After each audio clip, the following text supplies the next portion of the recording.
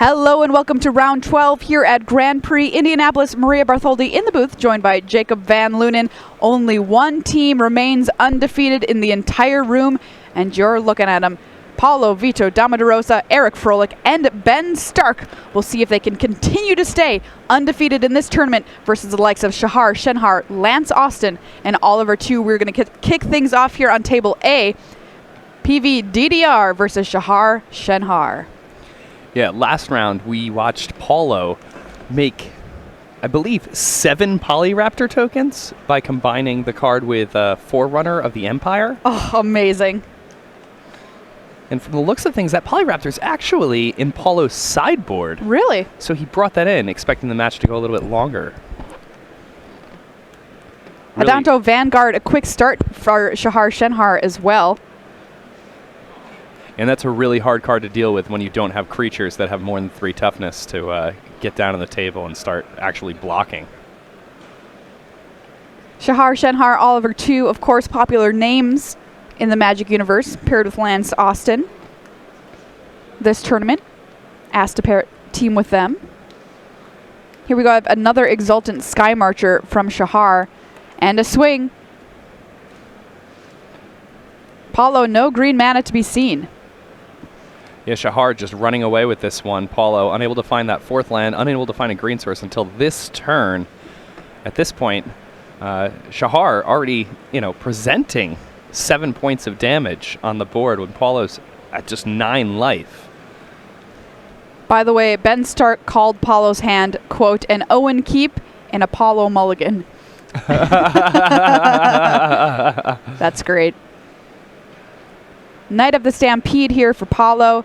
Oof, it's going to get immediately killed, and he has seen enough. Shahar Shenhar takes down that game in about a minute in very convincing fashion with white-black vampires.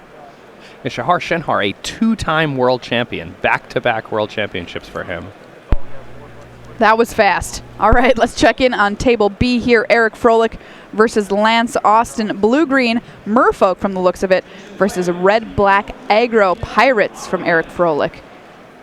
Direfleet Neckbreaker about to get bounced back to Eric's hand.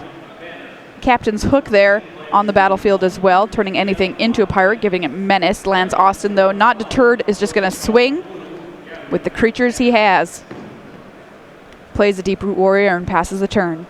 Eric Froehlich probably not thrilled with the way this game is unfolding, but in the previous 2 rounds, we've watched him have to face off against black-white vampires, certainly the hardest matchup for his deck. He's probably happy that he's at least going to get a couple games here against a deck that his build is more well matched up against.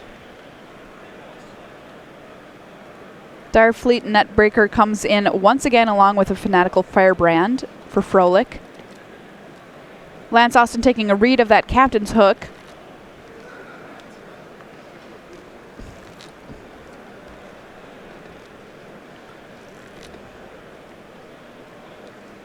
There it is on screen for you. Crypt creature gets +2/+0, has menace, and is a pirate in addition to its other creature types. When it becomes unattached from a permanent, destroy that permanent. Lance Austin keeps the beats coming here. Neckbreaker jumping in front of that River Darter. They'll trade there. Froehlich will take 4 down to 6. Yeah, the race still looking like it's very much in Austin's favor here. And Froehlich's deck, not a deck that wants to be playing D, I'll tell you that. Yeah, a pair of Direfleet Neckbreakers there for him. One of the really nice payoff cards for the pirate deck in Rivals of Ixalan.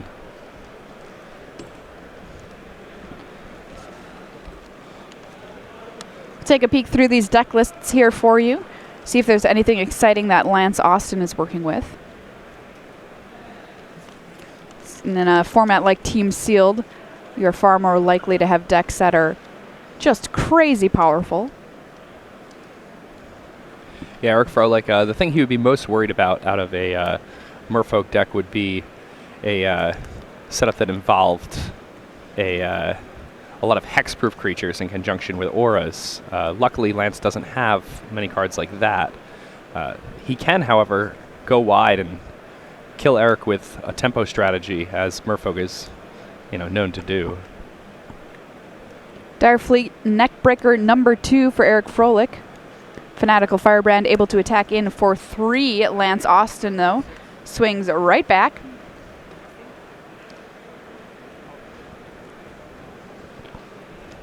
And Eric able to get a nice block here. Let's see what type of trick Lance has.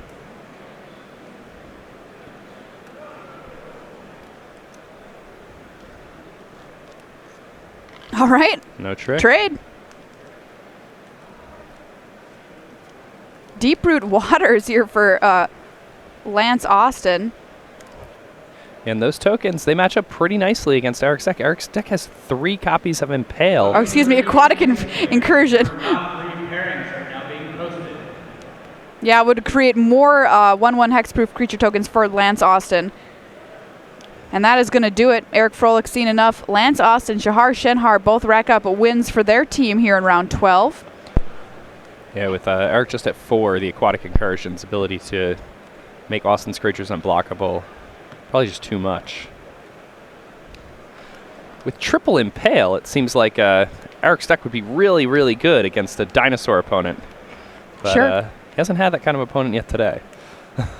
Yeah, it's kind of funny how decks kind of match up across the tables in team formats. Kind of exciting here. We have one of your favorite cards going to town. Oh yeah, Mavrin Fane, Dusk Apostle, creating a lifelinking vampire creature token off that attack from Skyblade of the Legion. Paulo Vitor Damo de Rosa, though, that's a forerunner of the Empire right there. Yeah, it matches up pretty nicely against the tokens that Mavrin Fane creates. Ranging Raptors here is going to be great and able to pull out a land from Paulo's deck immediately thanks to that forerunner of the Empire. A dual shot. Wow. Make that 2 lands. Oh, I love it. Yeah, and we've seen time and time again just how good this forerunner of the Empire can be, and it's pretty absurd, especially when you have the cards to go alongside it.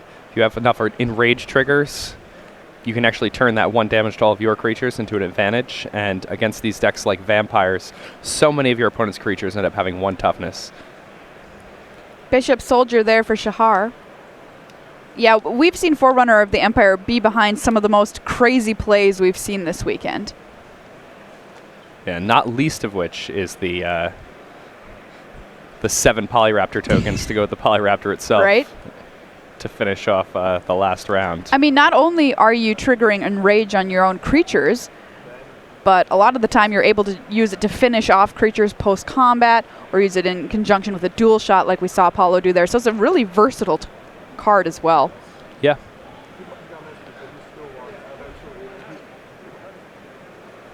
Makes blocking very difficult for an opponent, too. They don't necessarily want to block something that does 3 power with something that does 4 toughness, because you get punished for it.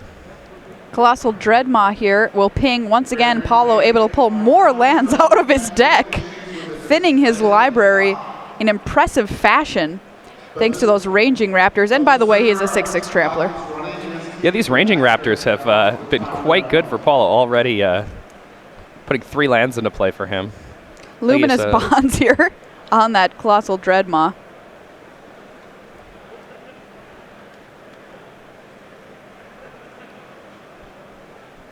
Paulo's still at 18, not too dangerous to take this. The Forerunner has enough value in his deck that it seems like it's unlikely that he's going to risk losing it to a combat trick there by blocking the Bishop's Shoulder. Bishop's Soldier. One of the hardest names to say in Magic. Naturalize. Here we'll get rid of those Luminous Bonds, and in swings the team for Paulo. I was just going to say I would be excited if he played 2 dinos in 1 turn, but yeah. I like this better. Destroy target artifact or enchantment. Well, now he only has to play 1 dino on the turn. How about Burning Sun's Avatar for the top? That's the second most exciting thing that his deck can do with the Forerunner of the Empire. Ooh, come on, side in that Polyraptor. You know you want to Paulo. All right, well, he's going to tie things up here. One game apiece at table A. Meanwhile, while we were watching this match, Ben Stark and Oliver Tiu playing down there at table C. Ben Stark picked up the W there. Here we are checking back in on Eric Froehlich versus Lance Austin, and a much better start here for Froehlich, with a couple of creatures out early, including a frilled Death Spitter and a Tillalani's Knight. And Lance, no play on the first, second, or third turn of the game. When I'm playing Merfolk, I want to play on turn 1. Well, here we go. Swift Warden will be able to profitably at least trade for a creature here. Does he want to take 2 as well? And by taking 2, he's at least turning off the bonus that the Tillalani's Knight gets. Sure. Eric Froehlich passes the turn back over to Lance. Yeah, no 4th land here and no play for Eric. Probably not the best situation for him. Headwater Sentries is the play there for Lance Austin. It's just a 2/5. But it deals quite well with a lot of Eric's creatures. I would imagine he brought that in out of the board. Yeah, Eric probably not too disappointed to see a card like Headwater Sentries, a card that costs 4 mana, because his deck, again, does have 3 copies of Impale. And in a lot of these matchups, you're kind of starved for targets where you're actually gaining some sort of mana or tempo advantage. And against Headwater Sentries, you're breaking even. Well, Lance able to get off an attack with those Headwater Sentries. Raid Trigger Siren Reaver comes in 1 cheaper along with a Deeproot Warrior. So once again, we are finding Eric Froehlich kind of on the back foot in a match. And even though the Merfolk deck was able to get off to a pretty slow start, and Eric was able to get off to a fast one, things have stabilized. It looks, at least it looks like, for now, for the Merfolk player. But as you mentioned, Ifro does have an Impale in hand. Tillalani's Knight will swing in here. Trades for the Deeproot Warrior, and there's that Impale. Boom, down goes the Siren Reaver, back over to Lance Austin, just left with those sentries. Yeah, Lance Austin still has a threat in the battlefield, still going to be getting in for 2 here against Eric. Likely that the majority of Eric's hand costs 4 more mana because he had that turn where he had access to 3 mana in both colors and didn't cast anything. Aquatic Incursion once again for Lance Austin. Brings along with it 2 Hexproof Merfolk. There's a look at it. You can pay 4. Target Merfolk can't be blocked this turn. Boom! Charging Monster Sword here from Eric Froehlich. Well, if you're going to play something on turn 5, might as well. 2 small arms. 1 giant mouth. Always stay with the boat. That's what they say. Water Knot will deal with that Charging Monstrosaur. In for 4 from Lance Austin, who, by the way, is at 7. But Eric's got to keep pace with these punches Austin keeps throwing. Another Impale here, taking down the 2/5. Pass back. Yeah, again, the tokens, they do match up well against Eric's deck. He has quite a bit of 1 toughness himself, which those tokens can trade with and gain some semblance of an advantage. He's also playing a lot of more expensive spot removal. It doesn't match up well against hexproof things for obvious reasons. Silvergill Adept here, revealing a Merfolk will draw a card. Attacks for 2. There's Look. And this is one of the cards from Ravels of Ixalan, a reprint from original Lorwyn block. Excited to see it in Standard, hopefully. Yeah, it could do some exciting things. It's a very powerful card. Direfleet Neckbreaker, number 1 for Eric Froehlich. Crashing Tide will send it back to his hand. And here we see JVL, one of the powers of the Merfolk deck, which is its ability to play a tempo game. Yeah, once the Merfolk deck gets a little bit ahead, it's really hard to catch up because they're able to use cards like Crashing Tide and keep the gas coming while keeping you off the board. Skullduggery here will send down the Silver Girl Adept. And Lance was confused about whether or not Eric had a target of his own for it, but the there Charging Monstrosaur, right there. Jadecraft Artisan, by the way, pumped up one of those tokens. Wrapped up in water, still able to be skullduggered.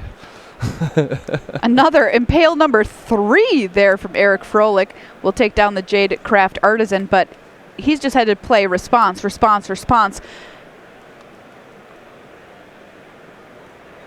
Where he wants to be is tiny little creatures, attack, attack, kill your blocker, attack, attack. Instead, it's just kill your attacker. Another neck breaker. Eric Froehlich at 4 life. And as long as Eric can get, a 2 toughness guy even to stick onto the board, he's in pretty decent shape. Oh, well, never mind. Okay. This is Hadana's Climb. This card is awesome. Yeah, so Lance is going to get to put a +1/+1 counter on one of his creatures at the beginning of combat every single turn, and then once one of them has 3 counters, he gets to flip it, and it's like a Kessig Wolf run that gives his creature flying. I don't think we'll get to that point. The game will probably end before it, but... Yeah, not looking great here, and Eric knows it. Extends the hand. Lance Austin wins this match versus Eric Froehlich 2-0. Hadana's Climb. Yeah, that's a card I haven't yet been able to play with, but I'm really, really looking forward to it. It just closes out games. Yeah, it's a card that has been, I guess not surprisingly, when you first read it, you're like, oh, this seems pretty good. And then when you play against it, it's miserable. And when you get to play with it, it's pretty fun. Works really nicely with all the evasive bodies that come out of the Merfolk strategy. All right, let's head back over to table A. Paulo Vitor Damo de Rosa versus Shahar Shenhar. And we've got a Burning Sun's avatar in play here for Paulo. So things looking pretty good on his side of the table. Followed up with a Colossal Dreadmaw. Yeah, pair of 6/6 dinosaurs. You know what Shahar's hoping for? Slaughter the Strong. I don't know if he has it. I shouldn't call that out. Yeah, I mean, it would work out pretty well. Though Paulo would get to keep a Grazing Whiptail and a Drover of the Mighty. That's true. Maybe I should say something like Settle the Wreckage. Yeah, Settle the Wreckage would be particularly nice. Let's see if he has Settle the Wreckage. No. In fact, he has nothing, and there is the handshake. Paulo Vitor Damo de Rosa ties things up here in round 12. 2-1 versus Shahar Shenhar. That means it is all up to table 3. Ben Stark just has to win one more game, and it will keep his team undefeated moving into round 13. Exciting to see if they can make it the whole day. Oliver 2, though, on duty trying to stop him. Checking in, here we are at table C. Ben Stark playing blue-white, the same colors he ran yesterday. Evasive creatures plus auras was his game plan then. Looks to be his game plan now, as we see a Slippery Scoundrel wearing a Bishop's Devotion, or sorry, excuse me, Squire's Devotion. Oliver 2 running a red-black aggressive deck. We can see a Fathom Fleet Border that's been water-knotted. Goblin Trailblazer. There's a Grasping Scoundrel in play. Forerunner of the Coalition. And a Daring Buccaneer. Yeah, Sworn Guardian, not a particularly exciting card, especially in a format like this where people's decks can be really powerful. But in a deck like Ben's, Ben is using evasive creatures, particularly unblockable and or flying creatures. And that card's pretty good at blocking the other 1 and 2 drops that people are playing. All right, Trapjaw Tyrant into play for Ben Stark. Giant Dinosaur. Its Enrage ability, when it's dealt damage, exile target creature an opponent controls until it leaves the battlefield. A really sweet card. Oh yeah, love this card. Especially strong if you get to play one of the 3-color dinosaur decks, and your mana is really good. Because when you can play it with things like Ryle and or Forerunner of the Empire, it's so good. Suncrested Pterodon is the play, and Oliver 2 just, extends the hand. He can't deal with that Slippery Scoundrel. Ben Stark, 2-0 over Oliver 2. They're still undefeated. JVL? Wow. How would you feel in their position right now? I'd to feel pretty good. You know, I've got a Hall of Famer on the left of me, a Hall of Famer on the right of me, or, you know, depending on where I'm sitting, I might have 2 on the right or 2 on the left. As it stands, though, I mean, you have to feel pretty good knowing that as far as other teams you're likely going to be playing against in the coming rounds go, you know that you and your teammates are likely better players than your opponents. You know that your decks are very good looking at their decks, and you're undefeated. You've basically locked up the top 4. I mean, that's got to be what they're thinking about right now. Yeah, I mean, well, there's 1 round of Swiss remaining, right? And here they are, undefeated, so that they're in the top 4. They might have the first seed, which means they're going to have to play, and all 3 of them will have the play in the top 4, which is huge advantage. Crazy. And then, like, now they get to team draft against people. Like, team drafting is something that used to be really, really common when you went to a Magic tournament. You would constantly be playing against, you know, people as soon as you got eliminated from the tournament. So these guys have done tons of that. They've probably done hundreds of team drafts. Their opponents, maybe not so many. All right, well, we've got Ben Stark down in the feature match area to talk to us. Hi there, Maria and JVL here. So you're running the same colors you ran yesterday. How do you like your deck today compared to yesterday? My deck today is way worse than yesterday. Why is that? Well, my deck yesterday wasn't even very good, but today I don't have the 8-mana Elder Dino rare to ramp into with all my sailors. I don't have Saddle the Wreckage. I don't have 2 of the draw 3 in my Ascend deck. Instead, I have 2 of the 1-mana 3/3, which is a lot worse than drawing 3 cards. My deck today is truly terrible. Well, you're doing all right with it. We saw it in spectacular fashion there that last game. Can you tell us a little bit about how you guys sort of came up with this blue-white deck that you wanted to build both yesterday and today? Well, I wouldn't say we came up with it. Like, yesterday, as though it's like some kind of secret strategy or something. Like yesterday, we had 1 Vampire Lord and a bunch of good vampires, 2 Merfolk Lords and a bunch of good Merfolk. So that pretty much left this. And so I kind of identified that, like, with the 3 Sailors being good with Ascend and the 2 draw 3 Ascends and some hexproof creatures with, like, 2 copies of the 3-mana enchantment that makes a 1/1 and gives your guy lifelink, which is also a really good card with Ascend because it's 2 permanents for 3 mana. You get the enchantment and you get the 1/1. So it all kind of fit together. Today, we saw that we had a great Dino deck. We knew from the moment we looked at our pool that there was going to be a red-green Dinos deck. We have the enablers, we have finishers, Dinos up and down the curve. So then what we really looked at was what other 2 decks we could make. And what made the most sense to us was to make a black-red deck that was kind of aggressive and that had a bunch of removal, because we had expensive removal, but removal that can clear big creatures and big blockers. And then that pretty much only left the blue and the white cards. So we kind of were just like, well, we can only make 2 good decks today, and then this is what we have left. So how did you end up playing this deck? Even though we all want to win every match we play, I mean, as a team, I don't care at all whether I personally win my match or not, and I like playing grindy games. I like playing a worse deck almost a lot of the time, because it's harder to win. You play more interesting games. To me, Magic isn't that fun if I just crush my opponents with power cards. Of course, when it's an individual limited tournament, I'm going to do the best I can to give myself the highest chance to win. But when it comes to choose between play a deck that wins with broken rares or play a deck that wins like hard, grindy games, like close games, intricate games, I would prefer to play the close games. Yeah, and I feel like you're somebody who's particularly good at winning with really bad decks. I remember a Grand Prix a few years ago where you played a deck with the 6-mana Garruk and only like 2 creatures in your deck, and you went EXO on day 1, and that deck looked unplayable to me when I saw it on paper. Yeah, that deck was so much fun. Yeah, I think you're talking about GP Oakland Limited like 3 or 4 years ago. Yeah. Yeah, a lot of people were commenting, this is not what I expected a Nino deck to look like. Yeah. Yeah, I mean, granted, that format, and I did know that going in, was a lot less, it wasn't normal. It was very, like, card draw was good, aggression was bad, et cetera, et cetera. So my deck in that one, though not broken, and you would definitely not expect a 9-0, was not nearly as bad as it looked, I think, because that was kind of the good archetype or kind of the way the format played out. It was still a lot of fun to play a deck with basically 2 win conditions and a bunch of card draw and defensive stuff only and cantrips and stuff like that. I did enjoy that, yeah.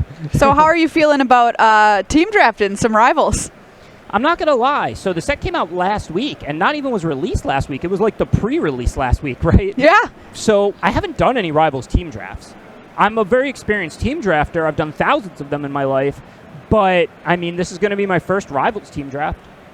All right. Still, I feel like your experience in thousands of other team drafts may, translate well to this format.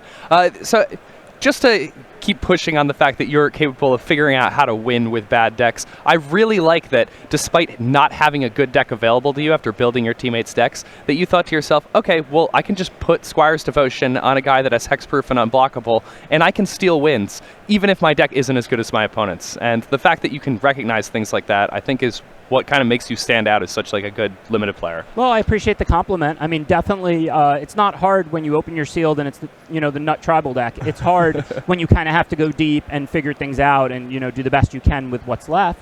So I definitely appreciate that compliment. Awesome. Ben Stark, it's been a pleasure watching you play. Hopefully we'll get to see a lot more of it yet as the day rounds out. Good luck to you guys. Thanks. Well, JVL, some really cool stuff that we've been seeing down there in the feature match area, and I loved hearing from Ben too about how he's like, hey, I don't need to play the best deck. I don't necessarily want to play the deck with the bombs. I want to play the deck that leads to interesting games. Yeah, and every few years you'll hear people talking about how Ben S might be the best limited player ever, and it's something that I kind of like thinking about because he's somebody who wins with the worst decks you've ever seen. And it's a Turian-esque, if you will, and I just love watching him do it. Here, he's doing it, artist at work. Great stuff. XO for the team of Hall of Famers. Wow, incredible. Well, more magic from our Time Walk match after these messages.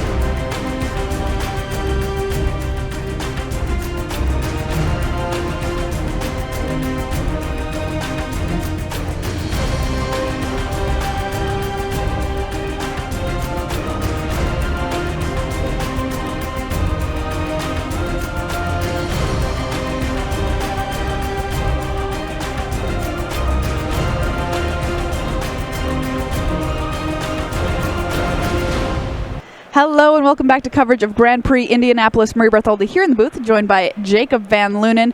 And we're about to see some time walk magic here. Pretty exciting stuff too. Sam Black, Matt Severa just